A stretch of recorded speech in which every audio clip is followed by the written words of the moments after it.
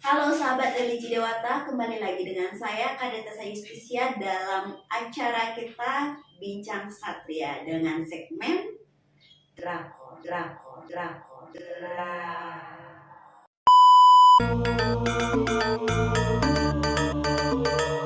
Bincang Satria, kemana belum. Oke, bintang tamu kita kali ini aku bilang kayak gimana gitu ya, sedikit grogi sebenarnya. Yang kemarin sudah spesial, sangat-sangat spesial, dan sekarang juga spesial juga. Semua digrogiin sama hostnya. Iya, nggak tahu gimana nih semuanya. Bintang tamu kita yaitu spesial banget, dan sekarang telah hadir Bapak Asbab TU kita yang masih muda tentunya. Ayo, siapa yang terpesona dengan Pak TU kita? Gimana Pak? Tampang muda, umur tua, sudah mau Pak, pensiun. Ini aja deh Pak, perkenalkan diri sendiri aja deh Pak. Saya Kita santai aja. Ya, nama saya Ida Bagus Agung Krisna Kurniawan. Terus saya di sini sebagai ini bapaknya anak-anak Asbab TU di Kementerian Agama Kabupaten Klungkung. Paling umurnya berapa Pak? Ayo sampein kalau dong. umur saya lahir di Denpasar 15 Maret 1986. Silakan ambil kalkulator kira-kira berapa umurnya. Kece badai loh Pak. Apalagi dengan tema yaitu drakor ya Pak ya. Kemarin juga sudah sempat ngobrol-ngobrol sama Bapak Kepala kita, Bapak Gusti Komang Budi Sandikut terkait dengan program ini. Nah Pak, dalam program ini setelah kemarin dijelaskan kalau drakor itu memang dibuat akan menjadi program unggulan di kantor Kementerian Agama Kabupaten Klungkung. Nah, kalau sekarang saya pengen nanya nih sama Bapak Ide Bagus nggak ya manggil dia Bapak Ide Bagus, atau manggil aja deh Pak TU aja deh, biar lebih seru ya Pak ya, biar lebih dekat kita manggil dekat. Keren nih, Asbab TU kita keren banget. Nah, gimana sih Pak pandangan terkait tentang gratifikasi? Ayo Rowan, ayo. Mungkin bisa disampaikan gimana pandangan Bapak terkait gratifikasi? Ini kalau main catur nih belum apa-apa udah ngambil sekaman nih, nih luar biasa nih, belum apa-apa udah ngambil sekaman. Kita kan langsung ya Pak ke poin ya. Kita ngisi Om Swastiastu. Oh iya, boleh deh Om Swastiastu dulu gitu ya. Mohon maaf nih pemirsa, Om Swastiastu. Baik. Terima kasih Bu Tessa. Gratifikasi. Kalau yang Tessa bayangkan gratifikasi itu apa? Kalau menurut saya gratifikasi itu apa ya? Mungkin dikasih sesuatu. Saya dikasih, contohnya nih Pak ya, saya dikasih bunga sama pacar saya kan gratifikasi juga kan Pak, betul kan? Saya dikasih aja sama pacar saya gratifikasi juga kan, gitu kan? Oh, udah ngerti. Tapi kan itu dalam konteks kita berhubungan. Tapi kalau dalam konteks hal ini kita kan berbicara tentang gratifikasi pada lingkungan kantor. Ya. Jadi gini ya, yang disampaikan Tessa itu benar, bahwa gratifikasi itu memiliki arti luas. Artinya pemberian dalam arti luas. Bukan berarti semua gratifikasi itu salah, bukan gitu. Ada di peraturan KPK nomor 2 tahun 2019 itu disampaikan bahwa gratifikasi adalah pemberian dalam arti luas. Jadi memberikan dalam bentuk barang, dalam bentuk jasa, dalam bentuk tiket pesawat pun, layanan pun, termasuk diskon pun itu termasuk gratifikasi. Namun pada kenyataannya sekarang gratifikasi itu bisa disalahgunakan, bisa juga menjadi normal gitu, menjadi normal tidak artinya tidak salah gitu. Gratifikasi yang salah itu adalah apabila ada hubungannya dengan tugas dan fungsi yang melanggar atau mengabaikan kewajiban tugas jabatannya, itu gratifikasi yang salah. Kalau ada berkaitan dengan transaksional yang melanggar tugas dan kewajibannya, itu gratifikasi yang salah.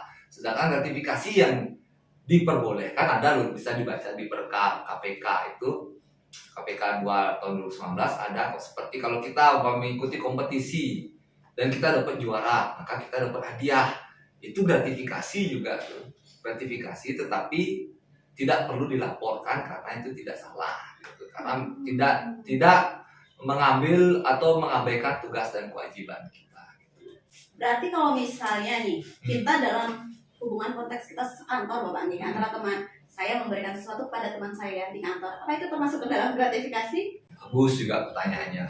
Lagi dicek nih di PRK KPK 2 tahun 2019 di bab 2 pasal 2 ayatnya kalau saya nggak salah 3 yang tidak perlu dilaporkan, itu namanya gratifikasi yang tidak perlu dilaporkan, itu adalah salah satunya pemberian uang ataupun barang pun kepada teman kantor, tapi memiliki nilai maksimal 200.000 per orang dan diakumulasi dalam setahun maksimal 1 juta, itu tidak perlu dilaporkan asalkan ada momen yang dipakai dalam pemberian itu. Umpamanya ulang tahun Tessa ulang tahun, saya sebagai rekan kerja, Tessa ini saya kasih kado, nilainya kurang dari 200.000 boleh. Terus teman yang lain juga ngasih kado nilai kurang dari 200.000 boleh. Tapi ketika itu dijumlahkan semuanya lebih dari 1 juta nilainya harus dilaporkan. Kalau kurang dari 1 juta nggak perlu dilaporkan. Hitung sekarang dalam 1 tahun pemberian itu ternyata lebih dari 1 juta, walaupun tadi kurang 1 juta, tapi di bulan Desember akhir tahun lebih dari 1 juta harus dilaporkan. Susah ya Pak. Emang kayak gitu. Ya berarti ini teman saya juga Pak, kayak Dewo sering mungkin traktir saya. Siapa yang Dewo? Sering traktir saya, misalnya 50.000, berapa sekian ribu, itu termasuk gratifikasi juga yang perlu saya laporkan juga berarti ya Pak ya. Itu dah, gratifikasi itu pemberian dalam arti luas. Yang dilaporkan adalah apabila itu kita menyalahgunakan wewenang. Akibat pemberian itu terjadi penyalahgunaan wewenang, itu perlu dilaporkan. Atau jumlahnya untuk 1 orang itu lebih dari 200.000 nilainya, dan kalau diakumulasi dalam 1 tahun lebih dari 1 juta. Mantap sekali. Jadi harus sangat berhati-hati nih Pak ya dalam segala tindakan, apalagi yang harus kita lakukan di instansi. Nah, Pak TU, itu kan udah terkait dengan gratifikasi. Sekarang strategi apa sih yang harus Bapak lakukan untuk kita meminimalisasi aja deh, nggak usah kita menghentikan, karena untuk menstop atau menghentikan secara langsung itu kan agak susah ya Pak ya. Sekarang untuk meminimalisasi terlebih dahulu agar gratifikasi itu berkurang. Iya, strategi ya. Strategi kan tadi di podcast yang lalu juga bincang Satria ini juga Pak Kandep sudah menyampaikan. Nah, ini apa yang saya sampaikan pun juga atas arahan beliau. Jadi strateginya pertama tentu budaya kerja kita dulu harus kita perbaiki. Budaya kerja kita sekarang ini seperti dibilang bincang Satria. Satria itu kan santun, transparan, integritas, amanah. Nah itu jelas ada integritasnya. Satria ini kan turunan dari berakhlaknya Kemenpan RB. Jadi kita lebih spesifik menjadi Satria. Kalau kita dari budaya kerja sudah kita perbaiki atau punyalah inisiatif memperbaiki, bagaimana kita bekerja dengan santun, bagaimana kita bekerja dengan transparan, menerima apa kita sampaikan, mengeluarkan apa kita sampaikan, ada integritas kan, Satria integritas. Kalau sudah berintegritas, jujur artinya integritas, kita pasti dipercaya, kan amanah tuh. Jadi santun dulu, buktikan ketransparanan kita sebagai bentuk integritas. Kalau sudah itu pasti dipercaya, jadi amanah. Itu budaya kerja dulu. Kalau sudah budaya kerja, strategi yang kedua adalah role model pimpinan, terutama pimpinan. Kan ada istilahnya kalau ikan busuk pasti dari kepalanya dilihat gitu. Kalau kepalanya udah busuk pasti lainnya busuk gitu. Nah demikian juga untuk pengendalian gratifikasi ini, kami berkomitmen, Bapak Kepala Kantor, saya dan teman-teman lainnya yang notabene sebagai leader, ketua tim, tukasi penyelenggara, berkomitmen bahwa kita lah mulai untuk menolak gratifikasi ini. Tolak gratifikasi, apa yang kita dapatkan kita laporkan. Ada UPG di sini kan, pengendali gratifikasi. Kebetulan yang ketuanya di situ kita laporkan, kita analisis apakah ini termasuk gratifikasi yang perlu dilaporkan ataukah tidak. Itu kalau dari ini role model. Jadi yakin ya Pak kalau gratifikasi itu nggak bakal tidak akan dilakukan di sini? Kalau yakin itu dijamin. Kita harus yakin. Nah itu dah kalau umpamanya kita bilang yakin dari diri sendiri, kita harus yakin. Tapi itu kan baru dua ya strateginya ya, baru dari budaya kerja sama role model. Tapi yang membuat kita meyakini itu harus ada sistem yang mengatur. Iya kan? Sistem yang mengatur itu SOP-nya harus jelas ketika mendapatkan sesuatu, atau SOP layanan itu harus jelas dan memang dipublish ke publik sehingga publik tahu bahwa nggak ada tuh di SOP atau di standar pelayanan kita memberikan sesuatu untuk mendapatkan sesuatu, itu nggak ada. Itu harus jelas. Kayak SOP itu harus jelas. Kalau kita hanya mengandalkan keyakinan belum bisa kita pastikan. Maka SOP yang ngatur. Selain SOP yang mengatur, pengawasannya pun juga harus jelas. Pengawasan dalam arti ini CCTV itu pengaruh juga loh Bu Tessa. CCTV dipasang, minimal kita dipaksa dulu untuk takut melakukan itu, dipaksa dulu untuk takut melakukan gratifikasi. Lama-kelamaan itu akan menjadi pembiasaan. Jadi kita menakut-nakuti dulu ya Pak ya. Kalau menakut-nakuti minimal kita harus takut. Memang harus takut. Harus takut. Gini ya sahabat religi, jadi kalau Pak TU itu bilang kita harus takut lebih awal, terutama juga yang di atas juga Pak. Kita harus takut sama yang di atas loh, pengawasan itu. Nah itu makanya Bu Tessa kan belum selesai nih. Kami juga ada namanya strateginya itu melalui edukasi. Melalui edukasi ini saya udah catat-catat nih sedikit nih. Itu ya tadi ya, dari sistem udah, habis itu dari bentuk pengawasan juga UPG kita bentuk unit pengendali gratifikasi itu jelas, laporannya jelas, analisanya jelas. Udah gitu kita juga ada namanya whistleblowing system. Nah di situ rekan kerja mengawasi rekan kerja, di situ ada namanya whistleblowing system.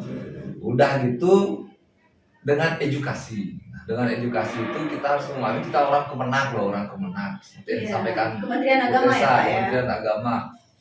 Berarti kan kita harus takut dengan di atas ya, betul. Makanya kita punya program namanya PPA. Pengawasan dengan pendekatan agama. Nah, itu tuh penting itu.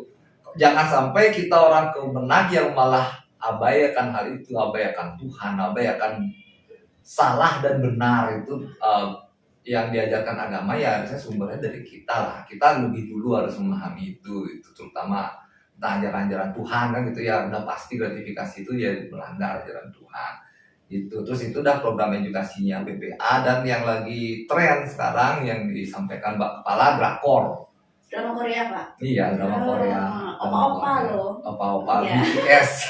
BTS. Itu drakor itu kan